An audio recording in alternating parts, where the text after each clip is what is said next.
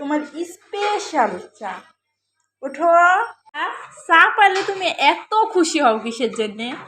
ভাত না দিলেও হবে, কিন্তু চা দেয়াই লাগবে, কি একটা কথা শুনছেন? আচ্ছা, এমন কোনো মানুষ আছে যে এমন কথা বলে?